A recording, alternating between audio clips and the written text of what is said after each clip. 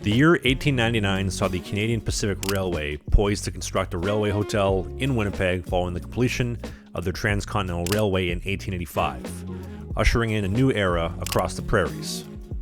The Canadian Pacific would complete a new station in 1904, and 2 years later in 1906, will begin construction on their new railway hotel adjacent to the station. And that hotel will be named the Royal Alexandra Hotel, named after the Queen at the time, and this hotel would be a 7-story Edwardian-style structure with a flat roof. The hotel was successful early on, but in a matter of decades it would be bleeding money, and although the Canadian Pacific would try to sell it in the 1960s, with no success, on December 31st of 1967, they would announce the closure of the hotel, and 4 years later, in 1971, they would demolish it.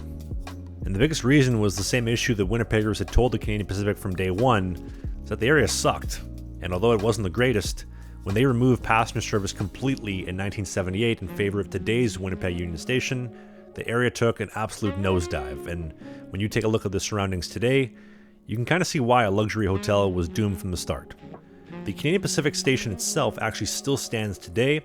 and when the Canadian Pacific debuted Canada's most famous passenger train in 1955, that being the Canadian, the same train we took into Winnipeg, she would stop here outside the Alexandra Hotel before passing through the world's longest freight yards here in Winnipeg and arriving on the Pacific 2 days later in Vancouver.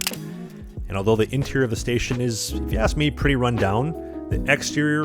visually stunning. And whether she's glistening in the sun on a beautiful winter day like today with a fresh blanket of snow, or in peak summer, when I think of almost half a century ago when the final passenger train departed the station in 1979, I can't help but think what a beautiful experience it must have been to arrive at the great station, whether it be on vacation or starting a new life across the prairies.